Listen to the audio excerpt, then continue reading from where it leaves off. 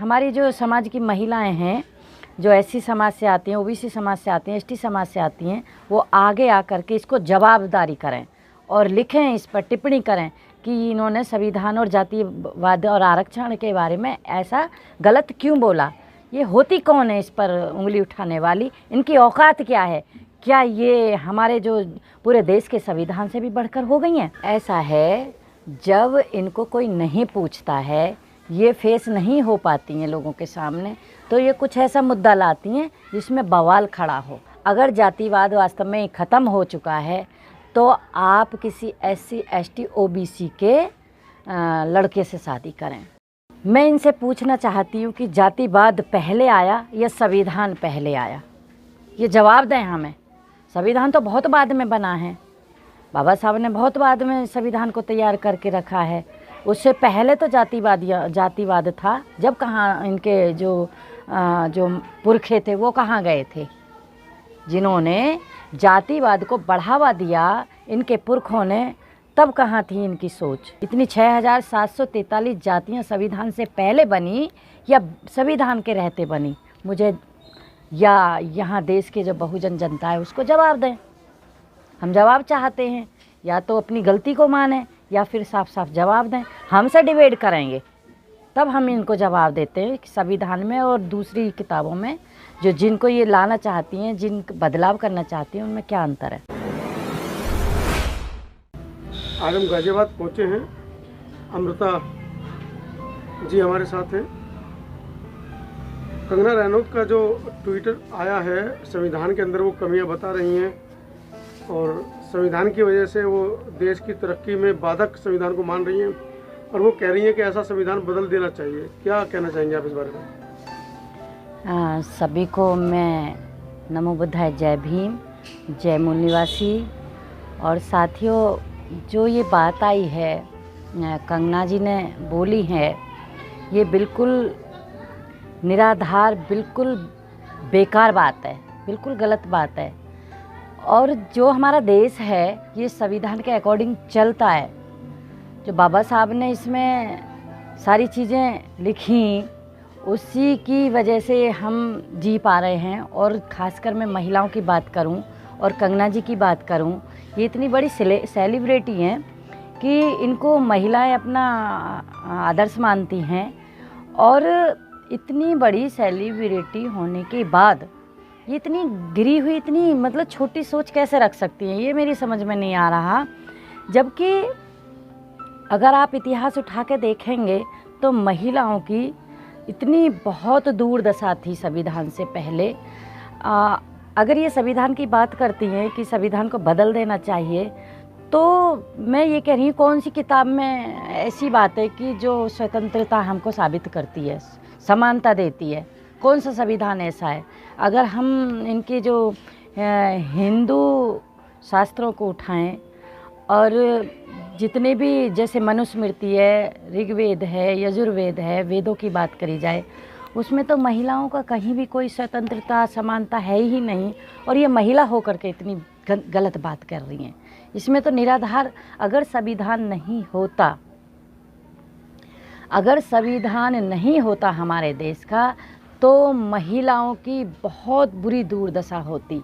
भले ये इतने मतलब जनरल समाज से आती हैं, इसका मतलब यह नहीं है कि कुछ भी कह देंगी। इस तरह से बहुत ही गलत बात है।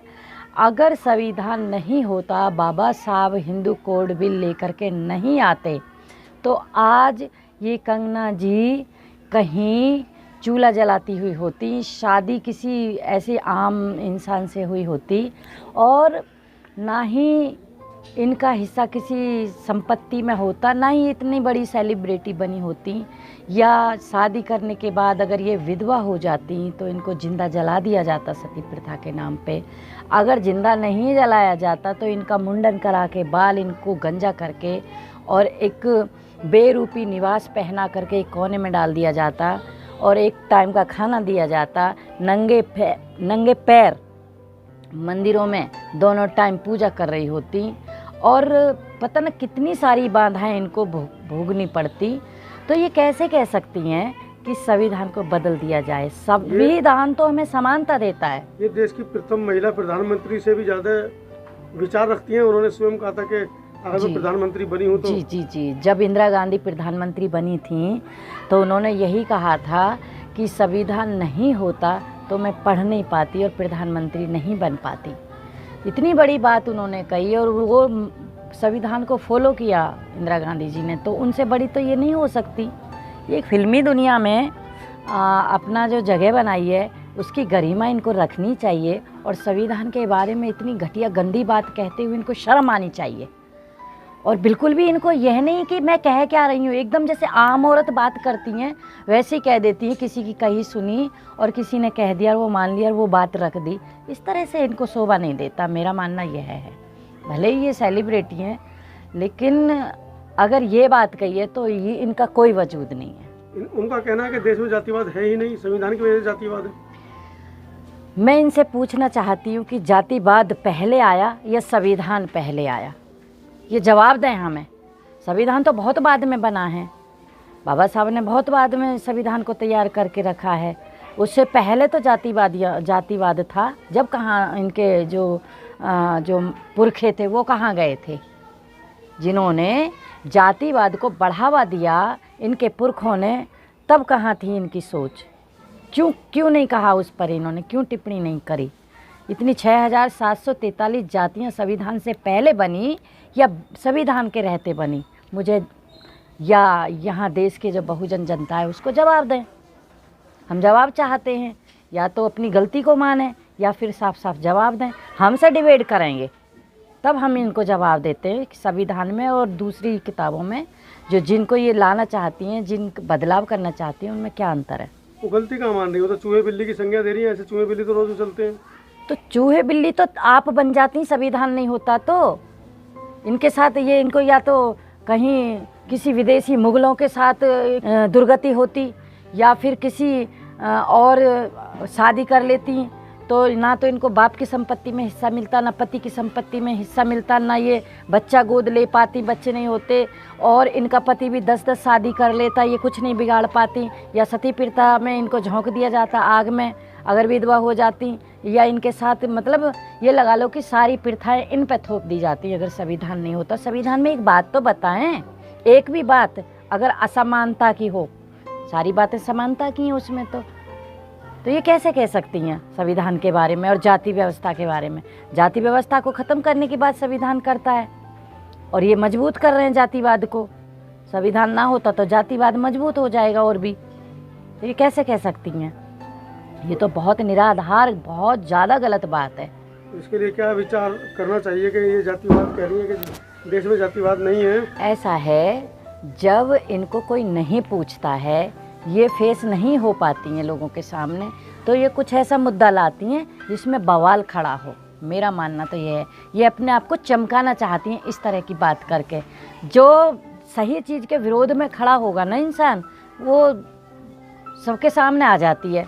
अब ये सबके सामने अपना चेहरा फेस कर रही हैं और इनको लोग और ज़्यादा जानेंगे, और हो सकता है कि इसमें इनकी राजनीति भी छुपी हो। तो जितने भी ये लोग इस तरह की बात करते हैं, संविधान पे टिप्पणी करना, आरक्षण पे टिप्पणी करना, या हमारे बहुजन समाज की कोई भी महिला, जैसे बहन जी मायावती हैं, उनके लिए गाली देना, या कोई भी और निकल के हमारे समाज से कोई आता है उसके लिए इधर उधर की बातें करना, तो ये केवल और केवल ये जो बीजेपी सरकार है या बीजेपी पार्टी है उनसे टिकट मिल जाएगा और उसका जो टिकट लेने के बाद ये अपना सरकार में आ जाएंगी तो और इनको फ़ायदा हो जाएगा। इनका कोई उद्देश्य नहीं है, केवल और केवल राजनीति माना उद्देश्य है, और ये बहुत बड़े पैमाने पर इस तरह का काम करते हैं। बाद में माफ़ी मांग लेते हैं कि होता हमारा कुछ नहीं है, लेकिन ऐसा ना समझें कि कुछ नहीं होगा। अगर बहुजन समाज अब बहुत बड़े पैमाने पर जागरूक हो गया है और ये ना समझे कि माफ़ी मांग के ही पीछा छूट जाएगा। ठीक है, ये बेईमानों की सरकार है, बेईमानी से सरकार आ जाती है। ईवीएम में घोटाला करके ये गवर्नमेंट बनी है, और अगर देखा जाए तो ये लोग विदेशी हैं, इनका डीएनए बिल्कुल मैच नहीं करता यहाँ के मूल निवासी लोगों से, क्योंकि ये भी सर्च हो चुका है।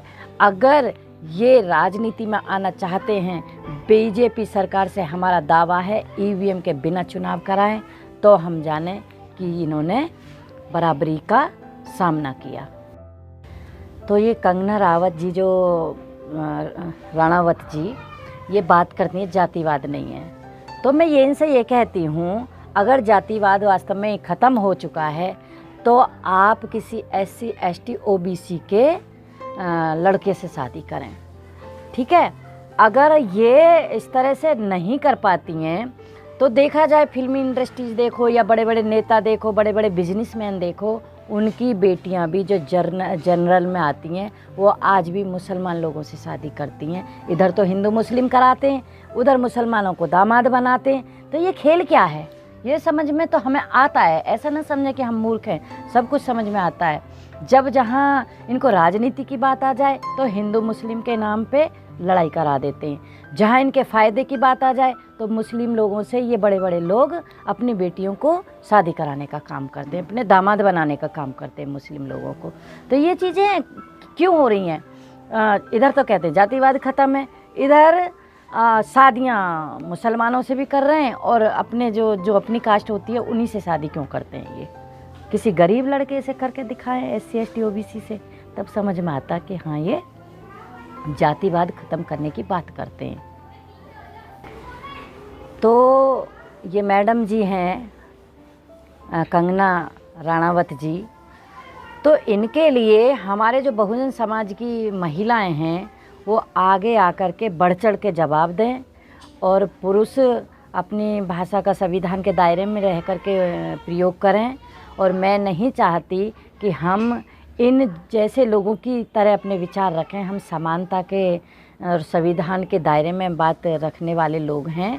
अगर ऐसा भी नहीं है कि हम कुछ कर नहीं सकते, तो कुल मिला के ये है कि हमारी जो समाज की महिलाएं हैं, जो SC समाज से आती हैं, OBC समाज से आती हैं, ST समाज से आती हैं, वो आगे आकर के इसको जवाबदारी करें और लिखें, इस पर टिप्पणी करें कि इन्होंने संविधान और जातिवाद और आरक्षण के बारे में ऐसा गलत क्यों बोला। ये होती कौन है इस पर उंगली उठाने वाली? इनकी औकात क्या है? क्या ये हमारे जो पूरे देश के संविधान से भी बढ़कर हो गई हैं? ये संविधान को जानती क्या है? इन्होंने पढ़ा क्या है संविधान के बारे में? इनको पता क्या संविधान होता क्या है? मेरा मानना तो ये है कि इनको पता ही नहीं है संविधान है क्या। संविधान के बारे में ये ABCD भी नहीं जानती। जिस दिन अपने अधिकारों की और संविधान से तुलना कर लेंगी उस दिन इनको पता चलेगा। सभी बहुजन समाज साथियों से विनती है, और मैं अमृत कौर बामसेफ संगठन की राष्ट्रीय मूल निवासी महिला संघ की मेरठ मंडल प्रभारी हूँ, और आपसे विनती करती हूँ कि इस वीडियो को ज़्यादा लाइक करें और शेयर करें।